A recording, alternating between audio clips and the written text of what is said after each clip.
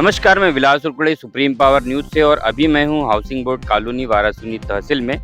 और आज यहां पर बहुत ही भव्य प्रोग्राम शुरू है जो 7 दिवसीय यहां पर श्रीमद् भागवत कथा का आयोजन हुआ है श्री विशेन जी द्वारा। और हम अभी उन्हीं के घर पर है और हमारे साथ मौजूद है यहाँ पर चित्रकूट के पंडित जी, जिनसे हम इस प्रोग्राम के बारे में थोड़ी विवेचना थोड़ा संक्षिप्त में जानेंगे सुप्रीम पावर के व्यूअर्स के लिए। तो पंडित जी, हम सबसे पहले आपका नाम जानना चाहते हैं। श्री हमारा अशोक कुमार पांडे जी हैं, उससे आए हुए हैं। श्रीमद् भागवत महापुराण की कथा के लिए यहाँ पर आए हुए हैं। आज कथा का चौथा दिवस है। बड़ा सुंदर आज प्रसंग था। भगवान के अनेक अवतारों की कथाएं हुई और अंत में श्री कृष्ण अवतार की कथा सुंदर नंदोत्सव यहाँ मनाया गया। सब लोग बड़े प्रेम से कथा श्रवण किए और हम सब आनंदित हुए। ये हमारा धर्म है, हिंदू धर्म। हिंदू धर्म हमारा केवल ये सनातन धर्म है। हिंदू तो वैदिक धर्म है, वेदों में भी आया है कि ये हिंदू धर्म वैदिक धर्म है। इसलिए ये हमारा सनातन धर्म है हिंदू धर्म। हिंदू धर्म के प्रचार के लिए हम लोग अनेक जगहों में जाकर के सुंदर कथाओं के माध्यम से भगवान के नाम और गुणानुवाद का प्रचार प्रसार करते हैं।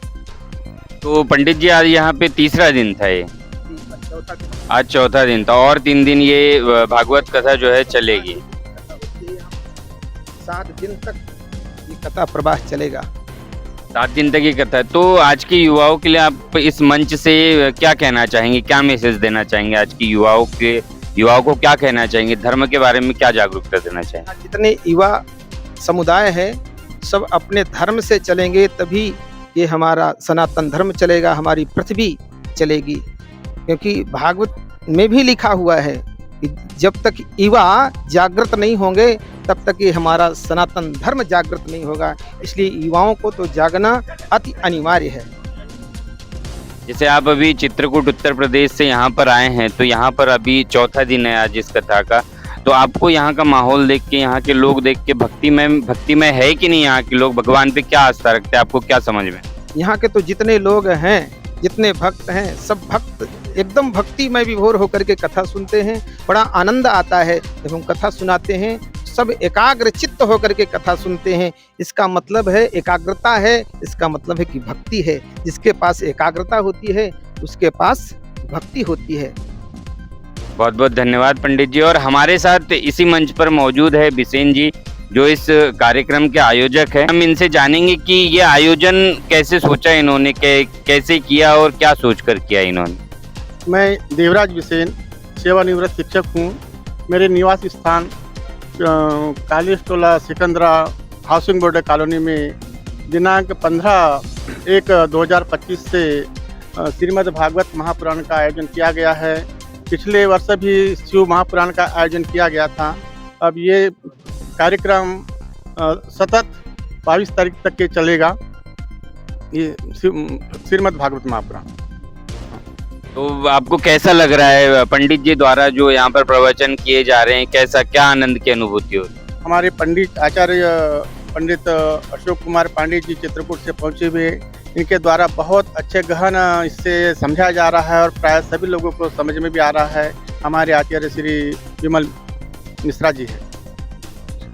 तो ये था दोस्तों सुप्रीम पावर न्यूज़ पे आपने देखा, यहाँ पर हाउसिंग बोर्ड कॉलोनी में 7 दिवसीय जो कथा प्रारंभ है श्रीमद् भागवत कथा। आप भी इस कथा का कल आकर जो है दोपहर 2:30 बजे से ये शुरुआत होती है शाम के 7 बजे तक। तो आप भी आकर यहाँ पर अपनी उपस्थिति दर्ज कर सकते हैं और श्रीमद् भागवत कथा का आनंद ले सकते हैं। बहुत बहुत धन्यवाद। एक अश्वमेध यज्ञ नहीं, 100 अश्वमेध यज्ञ किया महाराज पृथु ने। 100वां अश्वमेध यज्ञ चल रहा था। उस समय अश्वमेध यज्ञ के अंत में घोड़ा छोड़ा गया। जब घोड़ा छोड़ा गया, इंद्र आकर के घोड़े को चुरा करके लेकर के चले गए। महाराज पृथु को क्रोध आ गया पृथु ने धनुष बाण लिया, धनुष बाण लेकर के आक्रमण कर दिया। इंद्र को मारना चाहते थे महाराज पृथु। सभी ऋषियों ने आकर के समझाया, महाराज पृथु, इंद्र का कार्य ही ऐसा है। इंद्र को लगता है कोई भजन करे, पूजन करे, यज्ञ करे, अनुष्ठान करे, इंद्र को यही लगता है कि ये हमारा इंद्रासन छूट जाएगा, इसलिए 100 अश्वमेध यज्ञ पूरा नहीं करना। इंद्र से कहा कि महाराज पृथु हैं, ये इंद्र पद के लिए यज्ञ नहीं कर रहे हैं, ये इस पृथ्वी की स्थापना के लिए यज्ञ कर रहे हैं। इसलिए हे इंद्र, आज के बाद से ऐसा कार्य नहीं करना। ऋषि ने छुड़वाया। महाराज पृथु को भी आशीर्वाद दिया। पृथु ने कहा, आशीर्वाद में मुझे कुछ और नहीं चाहिए। क्या चाहिए? महाराज पृथु कहते हैं, मुझे 10,000 कान चाहिए। विधस्व करणायुत में बनो। आयुत माने 10,000।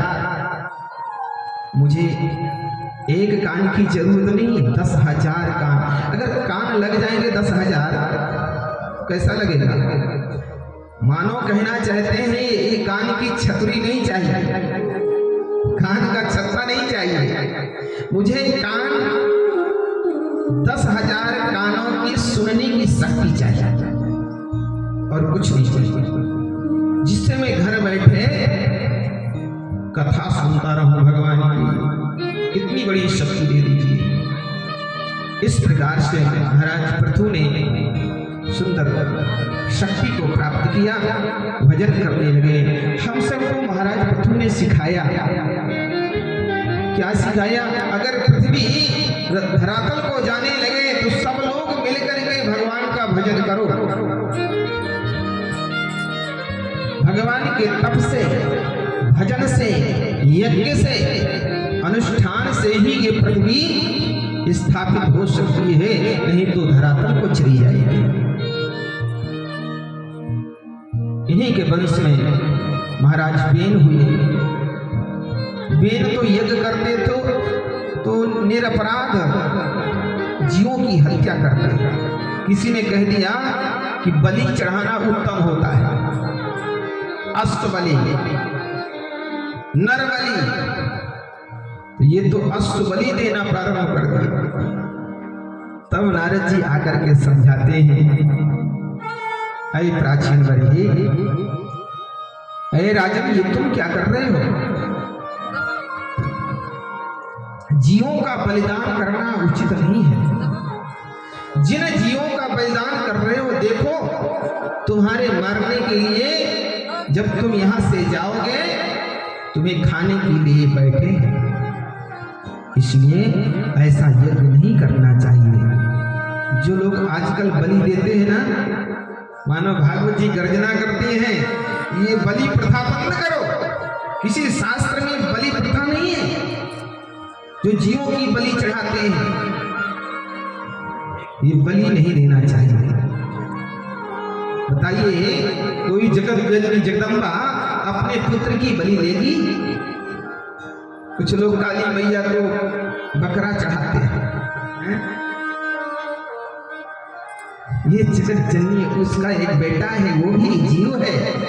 चराचर जगत में जितने जीव हैं, सारे जीव की मां है जगत जननी जगदम्बा, और उनके सामने ले जाकर के बलि चढ़ाओगे, वो प्रसन्न होगी? अप्रसन्न होगी? अप्रसन्न होगी। इसलिए बलि प्रथा बंद करो। अब केवल भगवान का भजन करो। भजन करने से उद्धार होगा। प्राचीन वर्णी भी भजन किए, भगवान के धाम को गए। जब उत्तानपाद का वंश विराम ले लिया, तब भगवान गए प्रियव्रत के पास कि हे प्रियव्रत, अब अपना व्रत बंद करो। क्यों महाराज? बोले, इस पृथ्वी में घनघोर कमी हो गई है। कौन सी? बोले बिना राजा की पृथ्वी है, और आप जैसे महात्मा राजा की जरूरत है, योगी की जरूरत है। जब तक योगी राजा नहीं होगा, महात्मा राजा नहीं होगा, तब तक ये पृथ्वी शांति से नहीं रहेगी। इसलिए महात्मा चलो आप राज्य करो। तब महाराज प्रियव्रत आए और आकर के इस पृथ्वी के राजा बने। महाराज प्रियव्रत देखते हैं कि पृथ्वी का तो मैं राजा हूं, मेरी प्रजा दुखी है। किस दुख से दुखी है? बोले दिन में तो सूर्य भगवान की रोशनी रहती है, लेकिन रात्रि में अंधेरा हो जाता है। तो क्या करें? देदीप्यमान रथ को चलाया, और ऐसा रथ था महाराज कि दूसरे सूर्य के समान तेजस्वी रथ था। रात्रि में रथ चलाए। इसी प्रकार से 7 दिन 7 रात्रि रथ चला उनका। जब रात्रि ही नहीं होती, प्रजा दुखी रहने लगी, तब भगवान आकर के समझाए कि राजन ये तुम क्या कर रहे हो? प्रकृति से छेड़खानी। रात्रि बनी है तो लोगों को कार्य से मुक्त करने के लिए बनी, सोने के लिए बनी, विचरण करने के लिए नहीं बनी। ये तो बीमारी आ जाएगी। इसलिए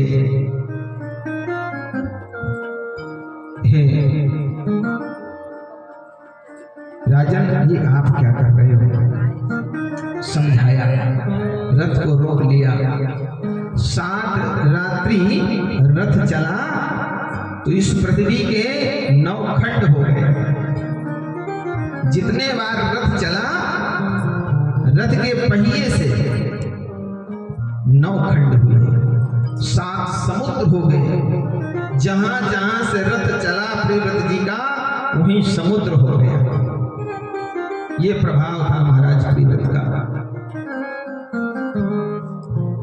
महाराज प्रियव्रत सुंदर राज्य किए। इन्हीं के वंश में महाराज नाभि हुए।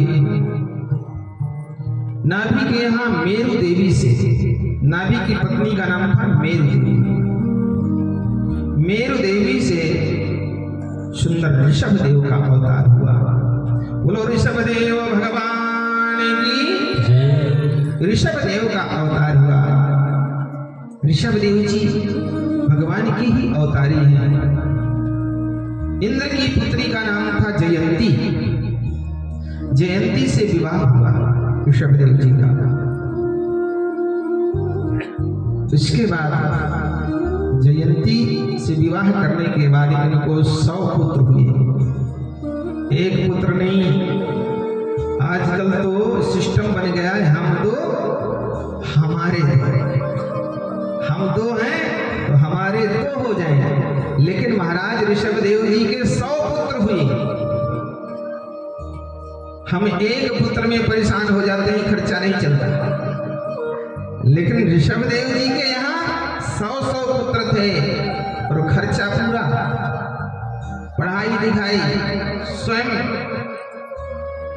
ऋषभ देव जी एक दिन अपने घर में बैठा करके, देखो इससे सीख मिलती है, चाहे जितने अच्छे विद्यालय में बच्चे को पढ़ाओ, लेकिन शाम को घर में 1 घंटे अपने सामने बैठा करके उसे अपनी शिक्षा देना अनिवार्य होता है। माता पिता अपने पुत्र को सात्विक बनाना।